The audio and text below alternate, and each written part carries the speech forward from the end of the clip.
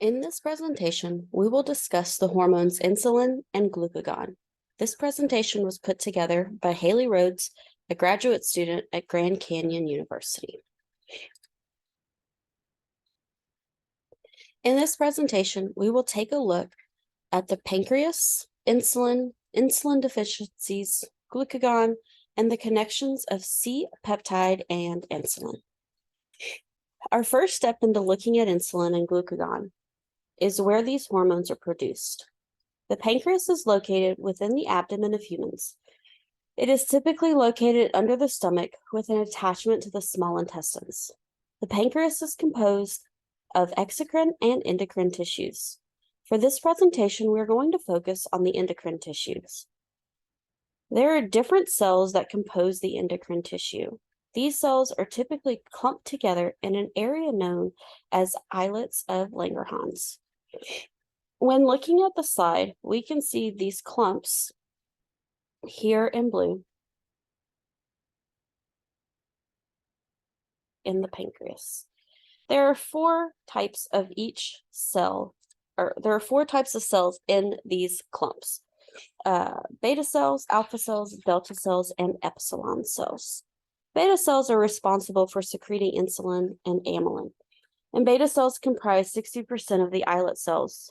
Alpha cells produce glucagon and comprise 25% of islet cells. Delta cells synthesize somatostatin and comprise about 10% of islet cells. Epsilon cells release ghrelin and have the smallest amount. Another type of cell is found in the islet of Langerhans is gamma cells. Gamma cells are not completely understood at this time, but it is understood that gamma cells secrete pancreatic polypeptides. Looking further at somatostatin, this hormone is able to inhibit the digestive system in many ways. Examples of these functions include inhibition of the digestion of nutrients and decreases of nutrient absorption. D cells will release somatostatin in response to the increase of blood glucose and blood amino acids when meals are being absorbed. This negative feedback prevents an excess of nutrients in the plasma. The goal of insulin is to lower the levels of glucose, fatty acids, and amino acids in the blood. Insulin is able to do this by promoting cells to take in these molecules. The uptake of each is different. Insulin employs four effects that lower blood glucose levels and promotes the storage of carbohydrates. First, insulin facilitates the transport of glucose into cells. Insulin stimulates the production of glycogen from glucose in a process known as glycogenesis. In addition, insulin is able to inhibit glycanolysis, or the breaking down of glycogen into glucose. Insulin is able to inhibit the conversion of amino acids into glucose in the liver. Insulin is the only hormone that is able to decrease the amount of glucose in the blood. The uptake of glucose from the blood occurs when insulin recruits glucose transporters in the plasma membrane. When glucose transporters are able to have glucose move through the membrane by facilitated diffusion, glucose undergoes phosphorylation. In this process, a phosphate is added to the glucose. This process prevents the glucose from leaving the cell, and it helps to keep the intracellular concentration of glucose low. Some tissues do not depend on the cells to uptake glucose.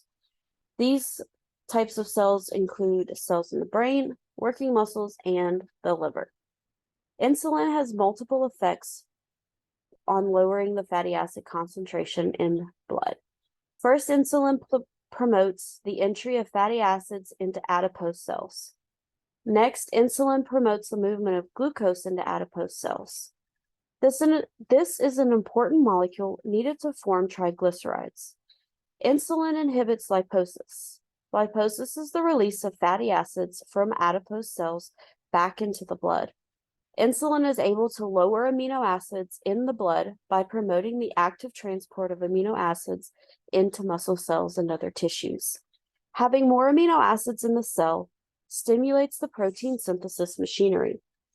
Insulin also inhibits protein degradation. When we take a look at the image on the screen, we can see many of the effects of insulin has on the cell. This large blue structure is the receptor that insulin here in red needs to bind to. When insulin is bound to it, it allows for the uptake of glucose, which can be seen here. After glucose enters the cell, it is either going to undergo glycolysis or undergo glycogenesis. Low and high insulin levels in the body can cause many issues. One disorder, diabetes mellitus, results in elevated blood glucose levels. Diabetes mellitus has two types. Type 1 individuals experience high glucose levels as a result of a lack of insulin secretions. Type 2 individuals have normal or high insulin secretions, but reduced sensitivity of insulin target cells. Let's take a quick look on how this affects nutrient metabolism with excess glucose in the blood. The kidneys are going to begin to filter out the glucose, and it'll begin to appear in the urine. Glucose in the urine creates an osmotic effect, pulling more water into the urine.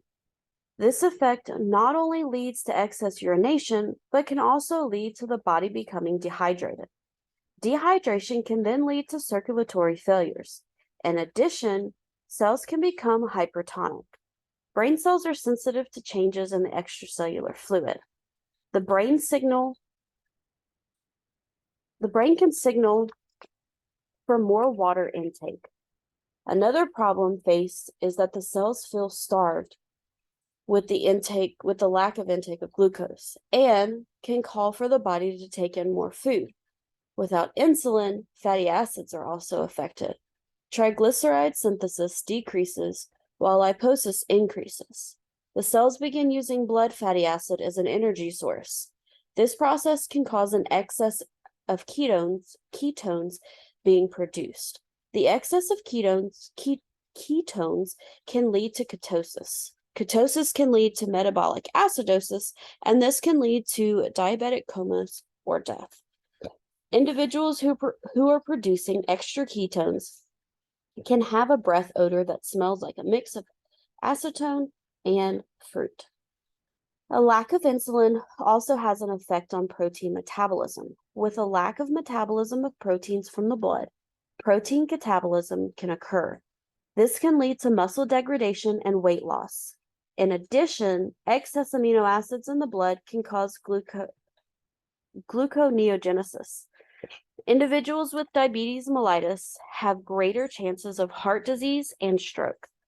Vascular lesions often occur in the kidneys and retinas, leading to kidney failure and blindness.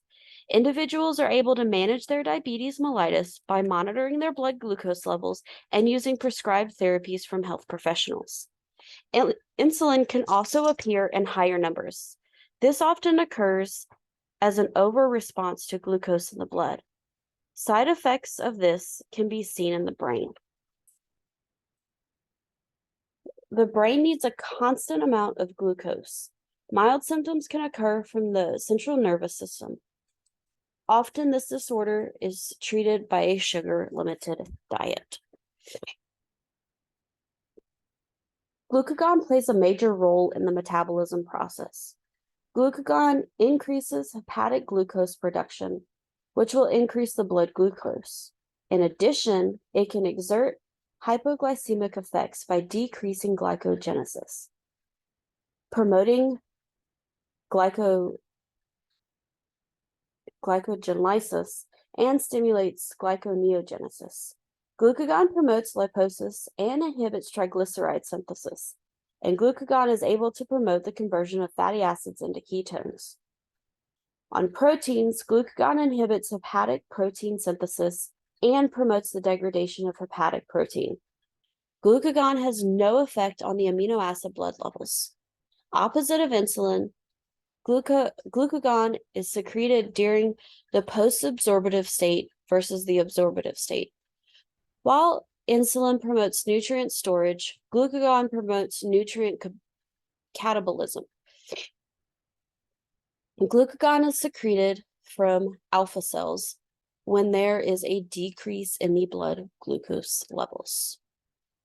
When diabetic individuals experience extreme lows of blood glucose, they can be administered glucagon as an injection or nasal powder. These medications can trigger the liver to release stored glucose.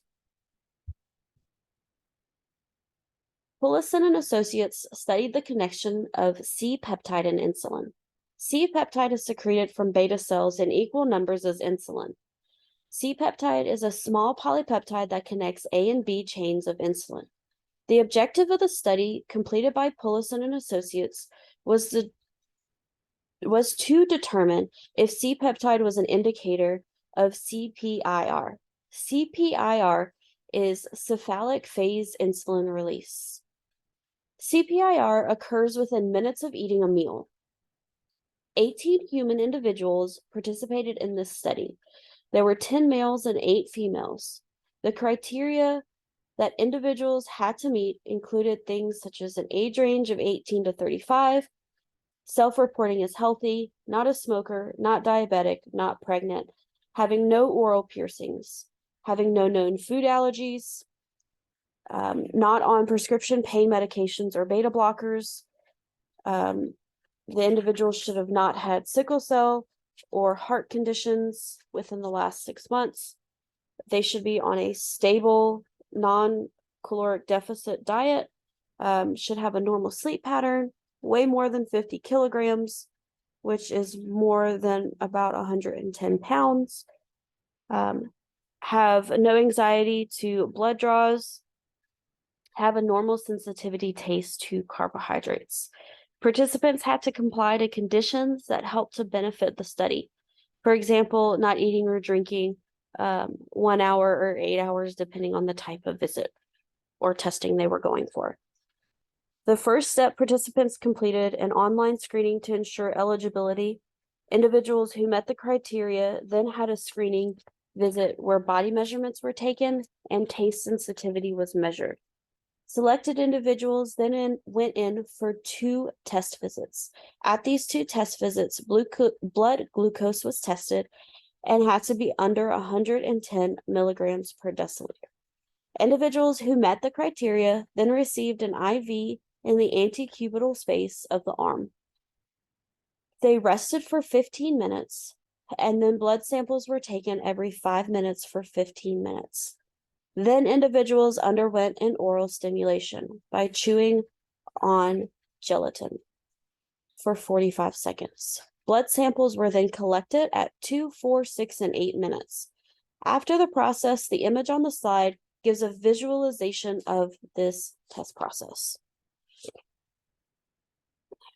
We can see the initial IV inserted, the 15-minute rest period, the testing of the blood glucose every 5 minutes, the oral stimulation, and then the 2, 4, 6, and 8 minute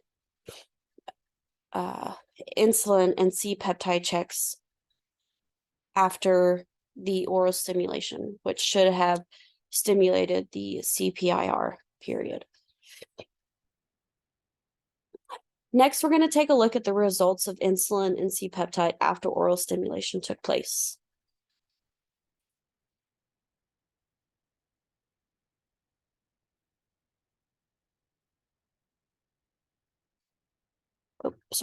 The first results expressed are those of the characteristics individuals met in order to participate in the study. With the exception of a difference in hip to waist ratio between men and women, there are no other noted differences. In this chart, we can see the fasting glucose, which is here for both sessions 1 and 2. We can see the fasting insulin for sessions 1 and 2, and the fasting C-peptide for sessions 1 and 2. These would have been taken before the sessions had started and would be part of the baseline numbers that we'll see on the next screen. So next, we're going to take a look at the results of insulin and C-peptide after oral stimulation. The x-axis on each graph represents the baseline at 0 minutes. So x-axis baseline, as well as testing at 2, 4, 6, and 8 minutes. And this is the same on each of these 4 graphs. After oral stimulation took place, the y-axis on the top graphs represent the change in insulin rates, and the bottom graph represents the change in C-peptide. Both sessions 1 and 2 are both shown here as well. When taking a look at the insulin results, we can see a small increase in insulin at the 2 and 4 minute marks, which we see here for both sessions 1 and 2. Taking a look at the C-peptide measurements, we notice significant increases at the 2 minute mark and the 4 minute mark. And it can also be seen that the data starts to trend downwards after the 4 minute mark in both the insulin and the C-peptide.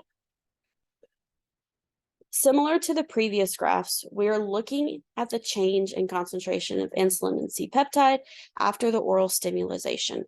There is no baseline here,